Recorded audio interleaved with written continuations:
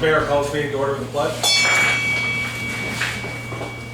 I pledge Allegiance to the flag of the United States of America and to the republic for which it stands, one nation, under God, indivisible, with liberty and justice for all. Donna, if you would call the roll. Murder, absent Riley. Here. Schneider. Yes. Sofa. Here. Stoops. Here. Wilson. Here, Zukas, absent. Can I get a motion to excuse the absences? I'll make that motion to excuse the absence of Kurt Snyder. Support.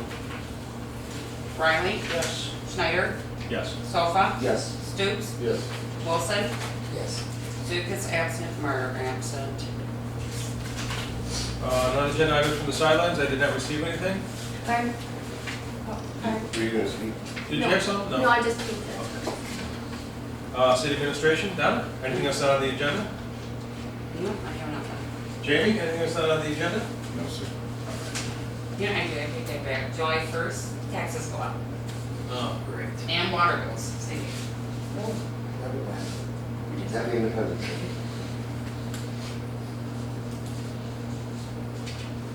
Uncle Sam read.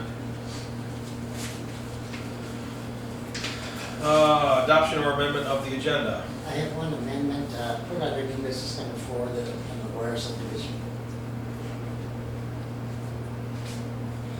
And for the changes, I make a motion we adopt the as amended. Support.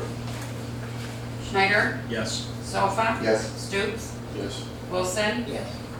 Zukas, absent. Murder, absent. Riley. Yes. Hopefully you've all had a chance to look over the meeting minutes of June the 18th. Was there any questions or corrections? If not, I'll take a motion. Make a motion that we adopt or approve the regular meetings of June 4th. Support. Sofa. Yes. Stoops. Yes. Wilson. Yes. Zukas, absent. Murder, absent. Riley. Yes. Schneider. Yes. Can I get a motion to place the communications on file? Make that motion. Support. Stoops. Yes. Wilson. Yes. Zukas, absent. Murder, absent. Riley. Yes. Schneider. Yes. Sofa. Yes. It's a pretty lengthy letter. I'm not going to read the whole thing, but I'll just kind of, it's a question concerning whether it's required to pave the parking lot of a commercial business. It is in our code book, but it's not really been enforced to, I think it's sort of, to go easy on our businesses. I'm assuming that's why it was never really enforced.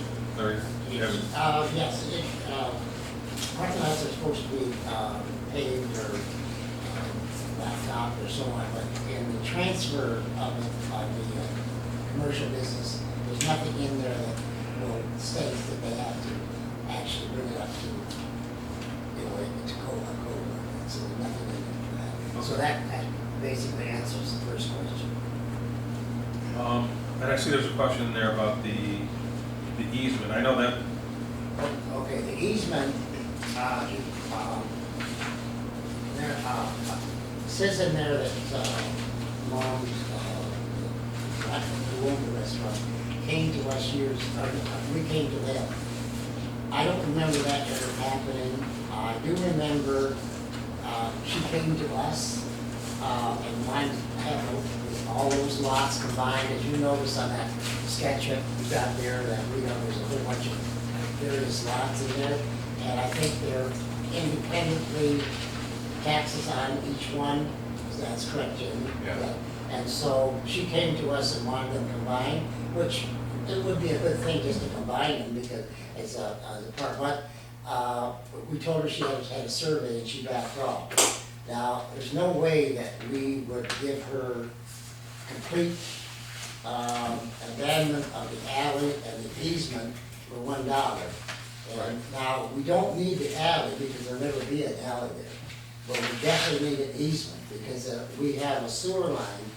And if you notice the black, the darkened color there, where it goes from Boardman and out and around and goes up to Main Street. Now, we did authorize her, she could park there because, use it for parking. Of course, on the north side, if she didn't, she'd have no parking spaces. Now, I don't know exactly where that goes, but, I did talk to Bart, we discussed it a few times on that, but as far as the alley, we really wouldn't need that, but we definitely need an easement. And, but it is used for parking, and it was blacktop, I thought it was blacktop at one time. And, but the other thing is liability, and, I would think that we'd want to make sure that if, whatever we did on this, that the city had no liability on that. So this is something we'd have to kind of get into a little more in depth. But, that's kind of how it's at this point, so. So the alley is where the, Yeah. where the question mark is, right? Yeah, the alley, well, that's another one that Bart was not sure of, that little piece right here. But this little kind of darkened, as you go here, here, here, and here. Oh, You okay. see what I mean? Yeah. That actually is the alley, and that is also the easement, and that's where the sewer line goes. And so, the very minimum, the city would still require the easement, because we would have to have access, to that sewer line. Larry? Yes. Are you talking about this That's exactly what I'm talking about, Okay. yeah, where it's, goes here, here, little here. and here. S-shaped thing? And, yeah, it's all, yeah. Where's the restaurant right now? The restaurant's right here. Okay. Okay, and see the north, if that's basically an alley or an easement, and, but if she didn't park there, of course, she'd have no parking, so we do allow her to use it as parking, so. Oh, hello. Yeah. It's okay, yeah. Wasn't paying attention. Yeah. So, that's what now is the alley, and that's also, the very minimum, that would still have to be an easement, even if we wanted to vacate the alley. Very good. That's all there is, right, on that? At this point, yeah, and we haven't made a decision, but I guess if you want the DPW to look at it more fully, we can do that, if you like. Is it necessary? I don't know, other than we have to decide, do we wanna, Bart was gonna be here tonight, but I saw a fancy motorcycle in front of his house, so I guess he's some company, so he's not here. But anyway, well, that's what we'd have to do, we'd have to, vacate the, I guess that would be correct, Jamie, would you? Well, it takes us back to the issue that we talked about with the McGuire issue, is that simply by having the city go through the process of vacating it does not in itself deed ownership or grant ownership. No, I have that. Until we take that issue in front of a circuit court judge, it will not officially go entitled to the opposing and the other thing is vacating an alley would vacate it down the center. To split it between the two So adjoining, right? in what you may rather do would be to allow the alley to stay in its current configuration with an agreement between the property owner, which would be mutually binding and run with the ownership of the property, that there's an agreement that they could use it, pave it, blacktop it, and that in the event that you need to mitigate a sewer or an issue, that the city has the right to cut the asphalt and remove it so that they can get to the sewer. Right. Without vacating the alley and going through that, because like I said, the vacating would go 50-50 each way, and you lose the utility of having the surface area for parking in the first place. So the ingress, egress parking, leave it as an alley and allow, create an agreement that runs with the property, so whoever would own Mom's, the real estate, would have the benefit and the knowledge that they'll have that surface area. Yeah. Is it part of it, Tim? It's a little messy, and I've mentioned a couple times over the years to Mrs. Varga and to about possibly combining them to clean it up. I'm only looking at it I think from a value standpoint, it actually reduces the value overall, because instead of having each individually priced property, by adding them together, it doesn't grow at the same rate. It could save money in taxes for the property owner, But it's also cleaner in terms of the legal descriptions Well, for. it's pretty messy right now. It is. The way it is. And especially when you get into the transfer of real estate going forward, this would be the perfect time, if they're interested in selling, to consider putting it all together. Now, for the purpose of combining the properties right now, because they are platted lots, I don't know that I need a survey, because the legal description would be the platted lots or the parts as they're currently held. So I don't see any reason why we would have to have necessarily the expense of a survey. Case in point, when they built the addition for Mom's Restaurant, the physical building, actually straddles to a lot line.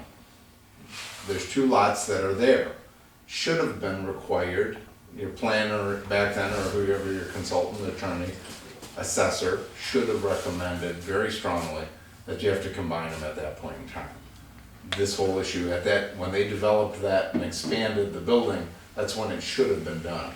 Jamie, could you do this thing for us, because I know the state law, when you do a lot split, or I assume it's the opposite way of combining, you do need a legal survey. Well, Now, split, is that right? correct? No, when you split property, you're required, when you're creating a division of the property, you're required to provide a survey to grant the warranty deed. Remember that a warranty deed implies fee simple ownership. It means that it's unencumbered.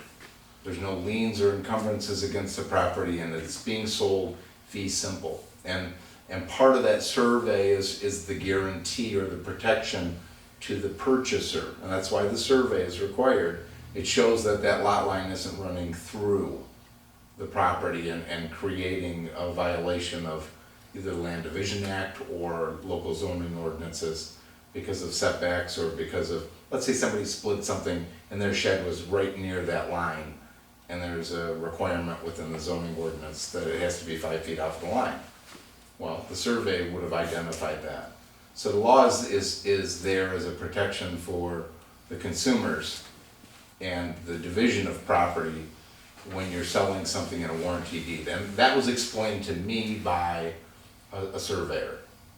So he actually explained the law to me because of what he was required to do. So can we combine them? Combining is not the same thing as splitting the property. When you combine properties, you lessen your density issues. You have less of a chance of having a density issue or an encroachment issue because you're combining the properties into one. I think that we could help the taxpayer in this case avoid the cost if the legal descriptions can simply be combined together in one description. It'll still say lot 35 of the subdivision, lot 35, 36, 37, and part of this lot, and part of that lot, and part of this lot, in one description instead of 8 different tax identification numbers. We can put it together under one. It creates no penalty for the current owner of the property. So we can't uncap properties. The taxable value benefit that they've had from owning the property over that period of time is still there. That protection is there. It lessens the number of tax bills that we have to send out and maintain and receive back in. And I think it's just cleaner, especially when we get into transferring the real estate. When you get into the issue of a new buyer and they pull a permit to expand, to change, to put an outdoor seating area, to do something new, that's when the compliance issue overall, in terms of, well, to do that, you need to bring your location into compliance. If it required paving, that's when you would say they require paving. Is at the time they initiate the change. I agree with what the mayor said. Simply transferring it does not uncap it, so to speak. The new standards don't come in. The new standard comes in when they're required to bring when they want to make a change. That's when you can take off the blinders and say, okay, there's no grandfather clause now. To make the change, if you're a new owner, to go forward, it has to comply with our zoning ordinance. But then, But if they make the change and basically leave things the way they are, they don't really have to do much. They're just business as usual. I don't know, I have no idea what you're talking about there, because I don't know what they're If gonna somebody were to change. just come and purchase it and just run it the way it's been ran, they wouldn't have to go and pave it or anything like that. But if they, you said they wanted to change use or expand, move walls out, then that's when you would say, hey, while you're in the middle of this project, why don't you put some pavement down? Is that what you mean? I think what you're gonna see anyways, because this property is what, from my understanding, being marketed as a very good thing. This would be a win-win. Because a new person with the energy and the resources would be able to come and put money into the property. And what they wanna do is they wanna grow this business. So I think you're probably very likely to see people come in that paving is part of the big picture anyways, and cleaning up that whole outside, because they want this business to grow and expand. Very simply, and I've mentioned this to But Ms. would that Varg. be required? Pardon me? But would that be required? I guess this would be a better question to ask our Jeff Kern, in terms of whether or not. The code book right now only states, and I got a copy of it here, only states that parking lots are supposed to be paved or blacktopped or whatever. There's nothing in the code book when you transfer property that states it has to be brought up to that. Is there a That's certificate of okay. zoning compliance that goes with the owner, or does it run with the business, or does it run with the building? I can't. Because if it runs with the operator or the proprietor, and if they have to reapply, they should be subject to the new standard coming in. But that might be a legal question I would send back to your council. I can't give you a definitive answer on that. Now that, putting all lots together, that's not requirement, right? That's suggestion, you're suggesting that. I'm suggesting that we erred in not requiring it before. Would I say it's required? Unofficially, yes. Am I gonna force you? No. It raises a different issue if we have interior lots. When we look at the plat and you have a lot that doesn't have frontage on Boardman and or M19, it's landlocked, and then it's suggested that access to go over and across that property is implied, and it shouldn't be. The whole site should have been required to have been combined at that time, so this wasn't even a question. That will not cause a penalty for you to do that. And I've told, and it very likely, if the property uncapped because it transferred, it would cost the new owner more money for me to have individually assessed lots than it would be to combine them as one.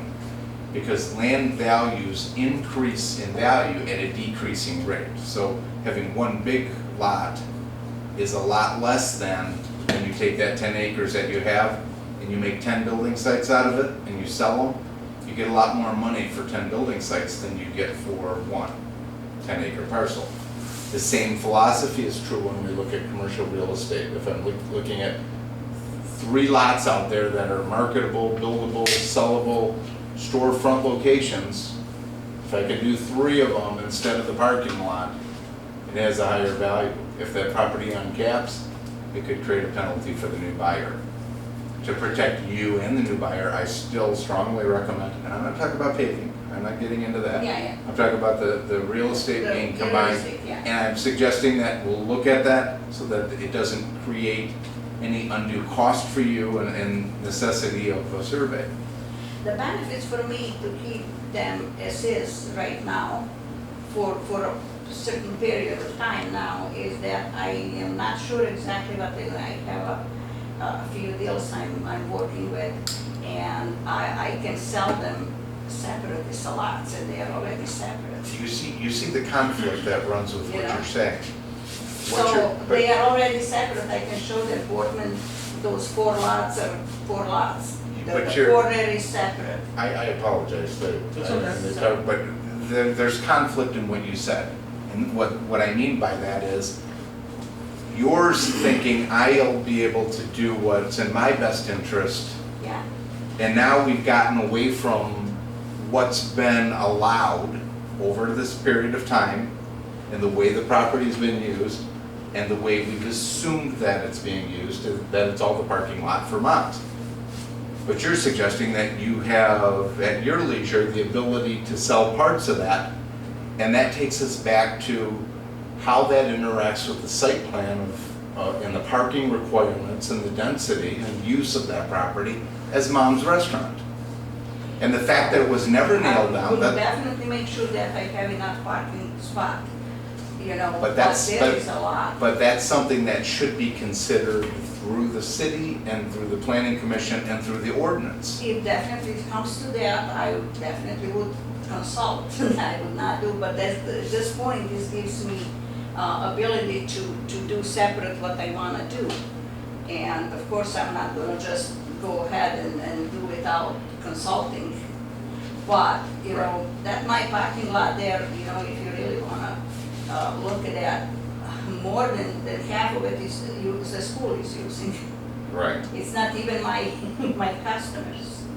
All that alley, what you were talking, who is using that, you should just sit there and count how many vehicles are cutting that corner. Sure. Going through that alley, not to stop at the restaurant, but from Boardman to avoid the light, they just go through that and they are on the main street down there, you know? So, Well, it's my property is used by the city too. but if you're asking the city to make a decision or to find in favor of something that you want, but you want to leave your options open, then they don't know what they're approving. Well, but this is my property, I should be Well, able to no, I understand. do my best interest, right? I like you very much and am very much in favor of what you're doing. But again, you, at some point in time, what is it you're asking the city to consider in your letter? Oh, I did not write any letter here. Was it a letter? Yeah, the name's There's a realtor. it's from real estate. From Yeah, the real estate, okay, yeah, she's Is that representing. your realtor? Mrs. Bart, yeah. Yeah, No, that's a potential buyer's realtor. yeah, Oh, is it? yeah, that's not. Oh, I thought it What was. they totally wanna different. know is, once, if they decided to buy, if they gonna be forced to redo the whole thing at the same, at the, well, You know. right now, there's nothing in the ordinance that states that. That's right. they have- I looked the ordinance, I Yeah. couldn't find anything. No, I looked it over too, and I couldn't find anything that, just because it's being sold, Yeah, that don't mean that you have to then blacktop the whole thing, there's nothing. yeah. There's nothing in there. We're gonna definitely Just because sell of it or transfer not, of we're property. gonna fix all those holes and all Sure. that. It's gonna be fixed. Yeah, the only. But at only this in- point, it's just everything is in the limbo, Yeah, I'm just- sorry. Just goes, yeah, only in the ordinance it says that parking lots are supposed to be blacktop. That's all it says. But it don't say on a transfer or anything like that. All right. It says it's supposed to be blacktop. Yeah. And the building is on three separate sites or two? It's- The building's on 2 separate sites and the 2 separate lots. And the parking is, I think, probably 4 or 5 others. I have that here. There's a part, there's. Yeah, the building is sitting on 2, and then the corner parking is 3 lots. Right? Yeah. And then the Boardman have 3 lots. And then that inside there, what goes all the way to the bank, So there's and probably 6 or 7 kinda like lots. cut a little bit in. All right, thank you. Okay, administrative memo, budget amendments. Administrative memo number 13 of 2018-2019. We've got some cleaning up to do here for the police department, fire department, city hall, and the youth center. Make a motion.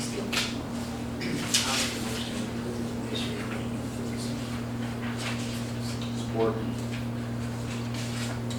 Duke is absent, no, I'm sorry, Wilson. Yes. Duke is absent, Margaret Axel Riley. Yes. Schneider, Yes. Sofa. Yes. Stoops. Yes. We have resolution authorizing purchase community transit services from Richmond Leonard TMS with smart municipal credits and community credits.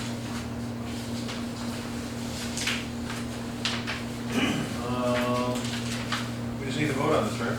Yeah, it should have been the last week's stuff, and then he sent me it afterwards and said he didn't have the resolution. Can I get a motion? I'll make a motion to approve the resolution on smart municipal rates. Support. Lucas absent, Murder absent, Riley, Yes. Schneider, Yes. Sofa, Yes. Stoops, Yes. Wilson. Yes. Lions property regarding the lease and memo of understanding, Larry? Yeah, I think we'll separate this into two things. First will be the lease, and the second will be then the memorandum of understanding. This has been going kind of back and forth for roughly a couple of months with the Lions Club.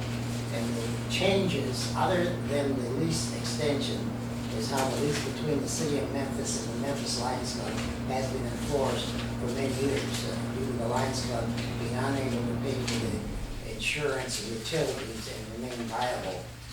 And the current lease was put in place in January 2000, or 1975, I should say. And in that lease, you had a copy of the lease and how we made the changes. The city was going to be reimbursed for fire insurance and also was going to be reimbursed for the utilities. We changed the utilities when the city was having a hard time balancing the budget quite a few years ago, that they would pay 20% of the rental payment. They have not paid the other for I know for at least 22 years, but I can't really find when they actually quit paying it. But I assume it was because the Lions Club, we only really were down to maybe 6 or 7 active members, and so they never had the resources to do that. So that quit many, many years ago. So what this lease does then, it actually corrects all those things and makes it to how at this time it's actually enforced. So the only thing is that we did extend the lease actually another 50 years. It's actually 55 because this current lease had 5 years to go. So it will go now through 2075. So I'll make a motion to approve it, but if there's any discussion, then we should have some, Mayor can ask for discussion. Sure. Yeah. Anybody have any questions? Is this the lease part of the same with the lease agreement parking lot issues, or? Well, the lease is separate from the parking. The parking will be in the next United address, Oh, memorandum of understanding. That the parking and the access to the ball ends, that's in the other one. got it. Okay? And I did want to point out too that in the original lease it says, Oh, yeah, that's one other thing, right? You're right. well, no, I'm not sure this is the same thing that you're talking about, but it says, each year the parties shall agree as to the burden of utilities. So that was, apparently wasn't in the original lease, that is what was said, was that, Yeah. it didn't necessarily say all, it said that it would be agreed upon, which I don't think it was ever really discussed, it was just kind of sort of a number was thrown out at 20%. Right. The other issue, one thing we did change, and that was in section 8, and it was written so the city could terminate the lease for any reason whatsoever. We changed that to any gross violation of the lease. Oh, yeah. Just, we did change that. Okay, I made the motion to approve the lease, so. Support. Murder absent, Riley, Yes. Schneider, Yes. Sofa, Yes. Stoops, Yes. Wilson, Lucas absent. Take part 2. Okay, part 2 is the memorandum of understanding. And the reason this came about, we knew it, that we did not own the parking lot, and we did not have access through an easement or anything to the ball ends and the basketball court. Got that right, didn't I? Yes. Okay. And what kind of brought it to attention is the Chesterfield Lions Club had a real good big building on Gratiot there and actually ended up losing it or something like that.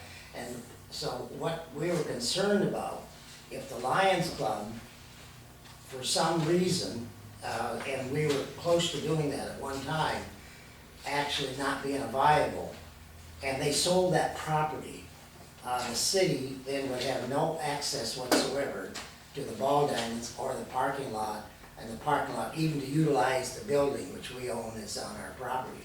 So we had two proposals. One, of course, would be that they deed it to us now, and then we would take possession of that.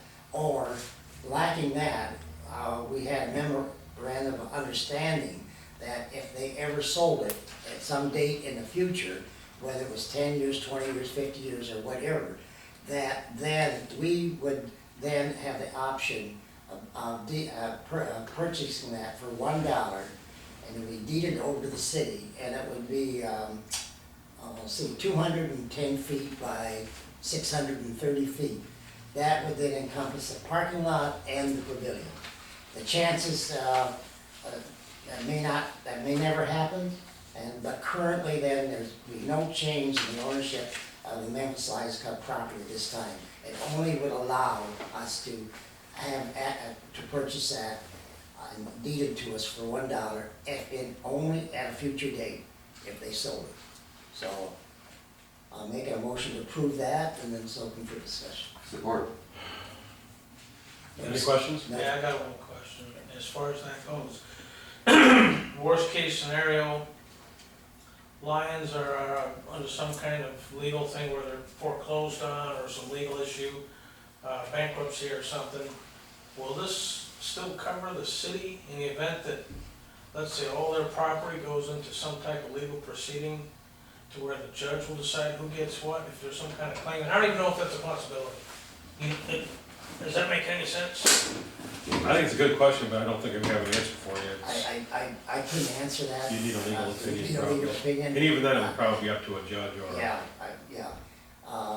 'Cause the Lions own it free and clear as of now, so foreclosure would be for Well, if they what? borrow money against it, like I said, Yeah. as long as, you know, Yeah. Are we talking about the land? Yes. Yeah. The Lions owning the land? If we were to get sued? if they took out a loan on it or something. Yeah. Well, I mean, the worst case scenario is always if something terrible happens Right. and, a kid gets run over in your parking lot. And even if you didn't have anything to do with it, it's still your property, you would still have some liability. If you want to address that at another time, I was just curious if you guys knew or thought about it. I really couldn't answer that, I really don't know. Okay. I've thought about it, but not that aspect of it. But, Well, if you oh, still- put it this way, it's better than we've got now, right now, anyway, so. All right, I'm okay with that. Any other questions? And what, I think it's 3 acres, is that what I said before? Almost exactly 3 acres. Probably, I don't know whether that included the What do we say, 600 by 630 by 210. 210, 120,000, about 3 acres. So. Yeah, it's almost exactly 3 acres, right? So it gives us plenty of parking, and it also, it'd be beyond, as you know, the pavilion extends beyond the current parking lot, so it gives it that, and it of course, it puts it over 210, and it brings it back to where our property ends at the other end. And so that would give us ability to use the building for parking as well as the facilities. Okay, Any other questions? I think we had a Yep, we did. motion approved, so. Hey, Briley, Yes, Schneider, Yes. Sofa, Yes. Stoops, Yes. Wilson, Yes. Lucas, absent, Murder, absent. Okay. McGuire subdivision. Okay, all right, this is, now due to the, I guess I just read this over, kind of answers all the questions. Due to the approval of a memorandum of understanding between the city of Memphis and the Memphis Lions Club, allowing accessibility parking and ball diamonds, we now can do the following. Recommend that the city of Memphis vacate all roads and alleys in the plat of McGuire subdivision and the plats attached. The Memphis Lion Club Council needs to forward this. City Council. I'm sorry, the Memphis City Council needs to forward this proposal to the Memphis Planning Commission for their recommendation to the city and council for approval. And this third one is one that Jamie just mentioned to me the other day, and which I wasn't really aware of, but according to our assessor, after approval of both the planning commission and the city council, they will need a court approval. You might expand a little bit on that, Jamie, just so that they have a little more understanding. Well, I had a similar issue in Lapeer with vacating a street, and in researching it, I found that there weren't a lot of people that really had the answers, so I called back over to Macomb County and spoke to Frank Cretia, who is their corporate counsel for Macomb County. So when people go through the process of abandoning or vacating roads or alleys in Macomb County, if it's a township, it's handled by the county road commission. They have the jurisdiction over that, and they hold the hearings to weigh in as to whether or not it's a good idea and make a recommendation to vacate the property. They have that control over the roads. In cities, the city council has control over the roads. But that petition came to as a complaint to the city, or in this case to corporate counsel, and Frank Cretia, as the attorney, would review it and make comments back to it that, having heard what the road commission said, they would forward their answer officially back to the court. And a circuit court judge would make the determination that actually vacates it. It's not the decision of the road commission or the local municipalities. They are recommending bodies.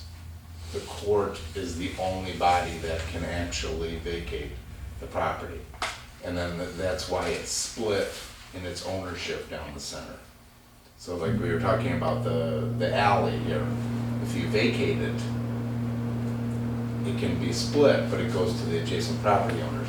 Another issue is the suggestion that the property could be sold for $1. You don't own it to have, and nor do you have the right to sell it to a neighboring party. The city cannot benefit from it because they don't own it. They have control over it as a part of the plat in the platting process, but they don't have a right to transfer a real estate interest in it. That's only through the court, and the vacating process is separate. And we're not the only ones who've done it wrong, but many communities have, and Frank was very helpful, sent some documentation to me to help me. So it comes up at a good time for us here to know that to finalize this process, we need, through our attorney, to present it to the court and to have a replat, in this case to vacate the. Now, do we have to have a legal description of this when we do this? I mean, it can go through the planning commission back to the council for approval. Yes. As this. I think But then when you go to the court, are you gonna have to have a legal description? I don't know for sure. That's going to be a question that the engineer could tell us. They are the ones who draft and create the Mylars and the plats for the new subdivisions. Normally, if you're doing a part of a vacating, I would say yes, you're going to have to show the legal documentation, including the Exhibit B, which is the physical drawing, and it's got to be to scale and certified by an engineer. In this particular case, I don't know that that's going to be required at all, because you're eliminating everything that's on the original plat. Well, see, we do have a copy of the plat. Well, yeah. I have no idea when it was platted. I think it was Small diamonds and 1932. that's what I'm doing, because I couldn't find any dates on that. I can get that for you. But I think that may work in its entirety, because you're eliminating everything within it, Yeah, except for you're talking about, and you need to name the roads you're doing, but they're identified officially in the public record as that plat. And since you're not doing a part of it, you don't have to do a survey to show specific pieces of it. You're eliminating all of it. So, Is there a survey plan to be done to do this, or? I don't think that we need one. I think we That's need to ask, here. we need to talk to our council and possibly if whoever our engineer is, we can check with them. I don't think that, engineers are often called into court to testify on behalf of amendments to plats. And, so there was a platted road south of these two roads that came off M19, which apparently was abandoned at some point in the past. okay. Should we include that in this, just so that it's done properly? Ash? Yeah. Well, Ashford's I thought was a part of the plat. Well. Yeah, but it's already been abandoned though. Well, it doesn't matter. And when you abandon it, you're, as far as I'm concerned, it's overkill. Okay. Because you may be duplicating it, but remember, when you go in front of the circuit court judge, it's really raising the question, hey, does anybody have an objection? This has been posted in the legal news, this has been put out there. Anybody that has an objection, bring your arguments forward, and the judge is all the power to make that decision. And then when they vacate it, they vacate it. Oh, Jamie, how I got that word, is vacate all roads and alleys in the platted Blair subdivision. That would encompass any road. It would uncover, yes, Yeah, okay. And they would automatically be split down the middle to the adjoining properties. they would, yes, but when we talk about vacating the road, we're not talking about, when we look at the plat, if it references M19 as a part of the plat, we need to make sure that that's not inclusive in the plat. And we need to make sure that Pratt is not inclusive in the plat. Didn't we already adjust McGuire Street Yes. coming out on the Well, Pratt? not, yes, by It 10. was altered, yeah. Only by 10 foot. Nonetheless, that needs Yeah. to be in whatever description. Yeah. we- And And the end result of that you'll still have the same desire. It's still the because same center. Mr. Siska would still have the same benefit. Actually, I think he'd have another, Here's my question, so then 10 feet, Yes. that doesn't change the center of the road, right? no, the only thing that's happening is the plat as it was, is vacated, and then through the circuit court action, from the center of that, it would go to the adjoining property owner. So Cisco would pick up another 5 feet, I think, depending on how wide that plat is, and then the lady on the other side would, is that you? Yes, I'm sorry. yes, Joe. You look younger, so I Thank didn't you. I didn't recognize you. You can get But yes, if they vacate this, it would be, you would get to the center, and it would no longer be a road, and it would be approved by the court. No, they said that I was entitled to 10 feet more because they gave 10 feet to the previous owner. before Nah, it's just- forget about that. That, they didn't actually, when we look at the legality of it, the city didn't have the right to sell 10 feet of it even when they did. Well, we didn't They sell gave it. it, they gave it to them. Or give it. They didn't have that right either.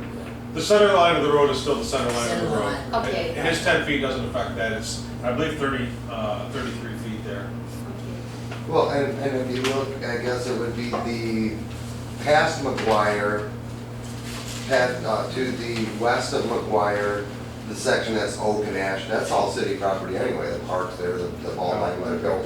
The Built right on there. same issue. We still have that invisible skeleton that we need to get rid of. Okay.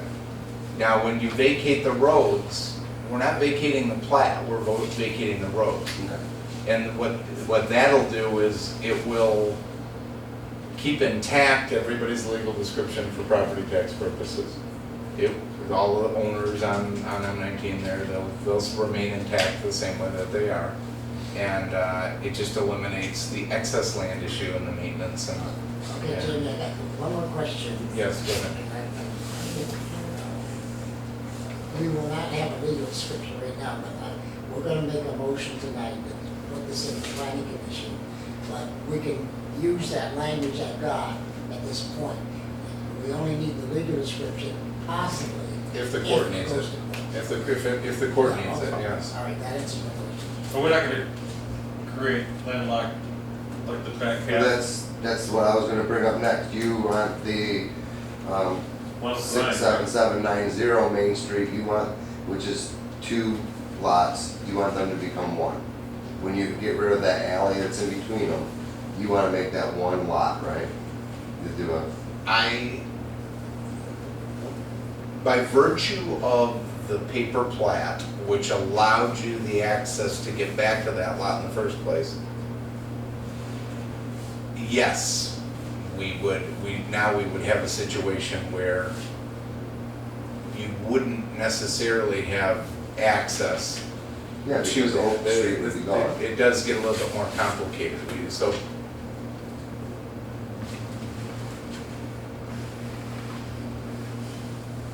I'd say go ahead with the recommendation to have planning look at this, but we're gonna have to look at the logistics of other documents that wouldn't have to be drafted. We may have to add some requirements, We right? might have to have some requirements, an agreement between the property owners,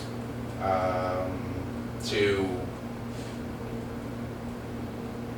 either hold them harmless and allow this to be as it results, or to do just what you're saying, combine them into one description.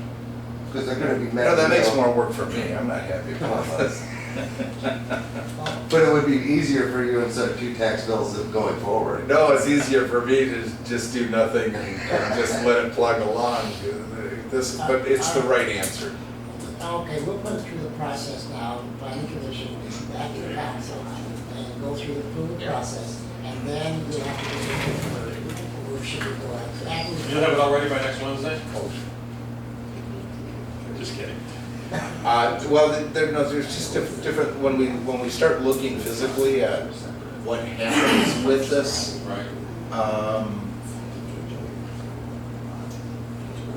one of the things that we want to do is we want to make sure that everybody's okay with getting the extra property. And what if they're not?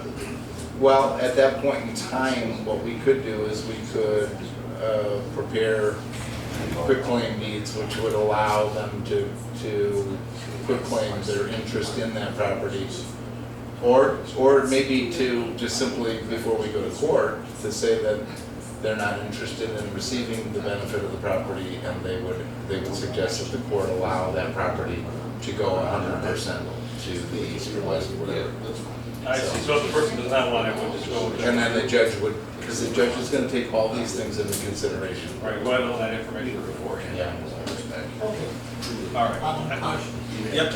I might have missed something, but when you brought this subject up first, you said the townships don't own the road. Does that also include cities? No, no. Cities have control over the platted properties, townships do not.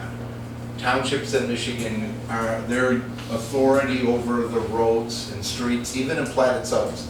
So you can drive through Shelby Township and drive through a $500,000 home neighborhood with paved streets and storm sewers, and they've got a DPW, and sewer and water is running and working perfectly, fire hydrants. The road right away that is there is not in the control of the city, of the township. All of the road funding, tip monies for transportation dollars that come in for federal spending and state spending for roads go for townships to Macomb County.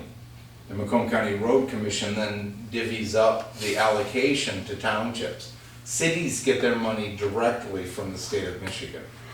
Okay, So the allocation of road funding comes from the state directly to the cities. Well, I'm getting that short form is the city still needs to go through the courts. Yes. Okay. And that was from my discussion with Frank Prisha. So the Macomb County Corporate Council they deal with these all the time, and he was very helpful with that. Will you put together a punch list and of all the things that we're gonna need to do? So, Yeah, but I think what we need to do is we need to sit down and kind of walk and talk through it. okay. There's Yep. maybe you and Larry and I and whoever wants to be a part of it. So. Sure.